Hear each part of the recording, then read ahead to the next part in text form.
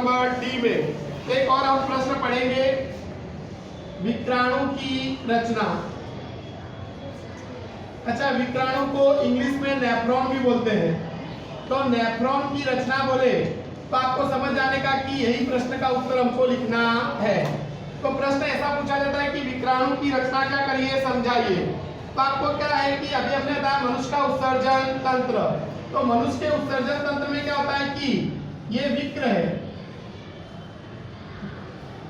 विक्र यानी मूत्रपिंड। तो ये मूत्रपिंड में क्या होता है कि अनेक निस्यंदन इकाई होती है। निस्यंदन इकाई यानी छानने वाली क्या होती है, नलियां। तो अनेक निस्यंदन इकाई होती है। तो आपको लिखेगा प्रत्येक विक्र में अनेक निस्यंदन यानी छानने वाली क्या होती है, नलियां। तो उसको हम बोलते हैं विक्राणु। उसको क्या बोलते हैं, विक्राणु। क्यों विक्राणु बोलते हैं, संधि विच्छेद करें तो विक्र प्लस अणु, तो विक्र के अंदर आई हुई नलियां, इसलिए उसको बोलते हैं विक्राणु। प्रत्येक विक्र में लगभग 10 लाख विक्राणु होते हैं। कितने लाख, 10 लाख। हमारे शरीर में बोले तो 20 लाख, क्योंकि दो हमारे पास क्या होते हैं, विक्र, इसलिए शरीर में कितने लाख विक्राणु होते हैं, तो 20 लाख। तो आपको लिखने का प्रत्येक विक्र में अनेक निस्यंदन इकाई होती है, यानी कि छानने वाली नलियां होती है, जिसको क्या बोलते हैं, विक्राणु। क्या बोलते हैं, विक्राणु। प्रत्येक विक्र में लगभग 10 लाख विक्राणु होते हैं। हमारे शरीर में कितने विक्राणु होते हैं, तो 20 लाख। कितने होते हैं, 20 लाख। अब क्या होता है कि प्रत्येक विक्राणु की शुरुआत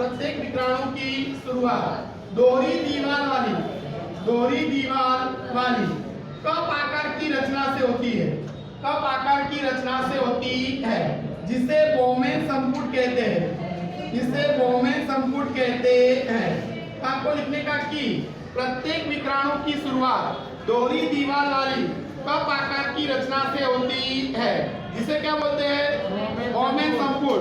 बोमेन संपुट का आगे का भाग चौड़ा होता है और पीछे का भाग संकरा होता है। तो बोमेन संपुट के पीछे के संकरे भाग को बोलते हैं ग्रीवा। और ग्रीवा के बाद के विस्तार में तो ग्रीवा के बाद के विस्तार में क्या होता है कि ग्रीवा के बाद के विस्तार में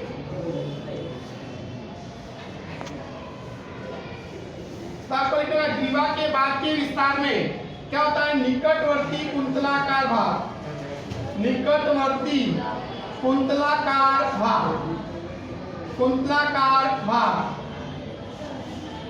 हेनले का लूप।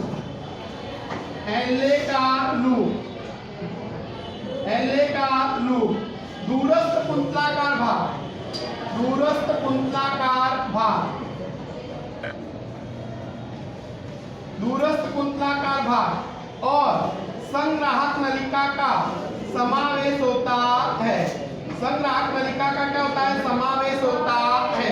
आपको लिखने का प्रत्येक विक्राणु की शुरुआत दोहरी दीवार वाली कप आकार की रचना से होती है, जिसे बोमेन संपुट कहते हैं। बोमेन संपुट के पीछे के बराबर संकरे छोटे भाग को क्या बोलते हैं, ग्रीवा। या बोमेन संपुट के पीछे के संकरे भाग को क्या बोलते हैं, ग्रीवा। ग्रीवा के बाद के विस्तार में निकटवर्ती कुंतलाकार भाग, हेनले का लूप, दूरस्थ कुंतलाकार भाग और संग्राहक नलिका का समावेश होता है। अब ये जो संग्राहक नलिका है, ये संग्राहक नलिका विकीय निवाप में खुलती है। विकीय निवाप यानी मूत्रपिंड निवाप में खुलती है। विकीय निवाप यानी मूत्रपिंड निवाप में खुलती है। और ये विकीय निवाप मूत्रवाहिनी के द्वारा मूत्राशय में खुलता है।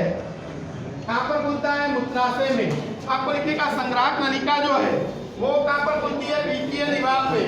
और विकीय निवाप जो है वो मूत्रवाहिनी के द्वारा मूत्राशय में खुलता है। तो ये थी हमारी विक्राणु की रचना। क्या थी, विक्राणु की रचना। फिर से समझ लो, प्रत्येक विक्र में अनेक निस्यंदन यानी छानने वाली नलियां होती है, जिसे क्या बोलते हैं, विक्राणु। प्रत्येक विक्र में लगभग 10 लाख विक्राणु होते हैं। हमारे शरीर में 20 लाख विक्राणु होते हैं।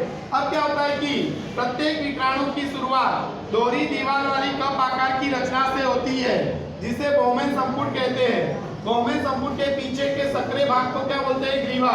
ग्रीवा के बाद के विस्तार में निकटवर्ती कुंतलाकार भाग, हेनले का लूप, दूरस्थ कुंतलाकार भाग संग्राहक नलिका का समावेश होता है। संग्राहक नलिका जो है वो वित्तीय निवाप में खुलती है और वित्तीय निवाप मूत्रवाहिनी के द्वारा मूत्राशय में खुलता है। अब आपको पूछे मूत्र निर्माण की क्रिया, तो मूत्र निर्माण की क्रिया पूछे तो आपको लिखने का कि ये क्या है हमारा विकीय धमनी, ये है विकीय धमनी। विकीय धमनी का मतलब मूत्रपिंड धमनी। तो विकीय धमनी में से आए उत्सर्ग द्रव्य युक्त रुधिर को, उत्सर्ग द्रव्य युक्त रुधिर को, तो उत्सर्ग द्रव्य युक्त रुधिर यानी ऐसा रुधिर जिसके अंदर अनावश्यक हानिकारक बिन उपयोगी पदार्थ है, तो ऐसा रुधिर कौन लाता है? विकीय धमनी। कौन लाता है?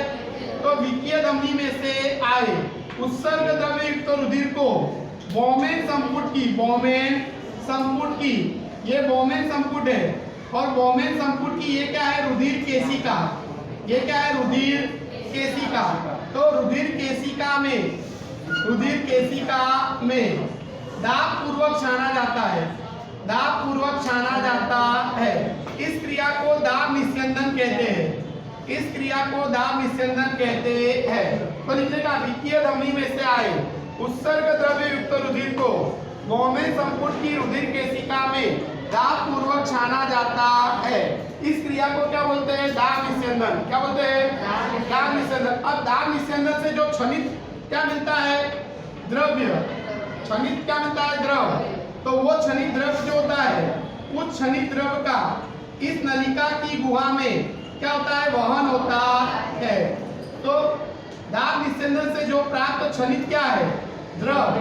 उस द्रव का क्या होता है कि इस नलिका की गुहा में क्या होता है? वहन होता है। अब इस वहन के दौरान इस नलिका के ऊपर क्या होता है? रुधिर केशिका का गुच्छा होता है। तो इस नलिका के ऊपर रुधिर केशिका का क्या होता है? गुच्छा। तो इस वहन के दौरान रुधिर केशिका के द्वारा, रुधिर केशिका के द्वारा इस क्षणित द्रव में से, इस क्षणित द्रव में से क्या होता है? आवश्यक पदार्थों का पुनः शोषण हो जाता है। तो ये रुधिर केशिका के द्वारा इस क्षणित द्रव में से क्या होता है? आवश्यक पदार्थों का पुनः क्या होता है? शोषण। जैसे पानी, ग्लूकोज, एमिनो अम्ल, एमिनो अम्ल और खनिज लवण, इनका पुनः क्या हो जाता है? शोषण। और उसका शोषण करके उसको रुधिर में भेज दिया जाता है। अब क्या होता है कि इस नलिका में जो शेष बाकी बचा द्रव है, शेष बाकी बचा क्या है? द्रव। तो उस शेष बाकी बचे द्रव को मूत्र कहते हैं। और इस मूत्र का क्या होता है? इस संग्राहक नलिका द्वारा, संग्राहक नलिका द्वारा विकीय निवाप में क्या होता है? संग्रह होता है। विकीय निवाप में क्या होता है? संग्रह। फिर विकीय निवाप में से मूत्रवाहिनी के द्वारा ये जो मूत्र है वो मूत्राशय में जाता है। और जब मूत्राशय की थैली मूत्र से क्या होती है? भर जाती है, तब उसका संकोचन होता है और मूत्र का शरीर के बाहर क्या होता है? त्याग होता है। मूत्र का शरीर के बाहर क्या होता है? त्याग होता है। तो इस प्रकार से मूत्र निर्माण की क्या लिखने की क्रिया? विकीय धमनी में से आए उत्सर्ग द्रव्य युक्त रुधिर को बोमेन संपुट की रुधिर केशिका में दाब पूर्वक छाना जाता है। इस क्रिया को दाब निस्यंदन कहते हैं। दाब निस्यंदन से प्राप्त क्षणित द्रव का इस नलिका की गुहा में वहन होता है। इस वहन के दौरान रुधिर केशिका के द्वारा इस क्षणित द्रव में से आवश्यक पदार्थों का पुनः शोषण हो जाता है, जैसे पानी, ग्लूकोज, एमिनो अम्ल, खनिज लवण, और उसको रुधिर में भेज दिया जाता है। अब क्या होता है? नलिका की गुहा में शेष बाकी बचे द्रव को मूत्र कहते हैं और उस मूत्र का संग्राहक नलिका के द्वारा विकीय निवाप में संग्रह होता है। फिर विकीय निवाप में से मूत्रवाहिनी के द्वारा मूत्र मूत्राशय में जाता है। और जब मूत्राशय की थैली मूत्र से क्या होती है? भर जाती है, तब उसका संकोचन होता है और मूत्र का शरीर के बाहर त्याग होता है।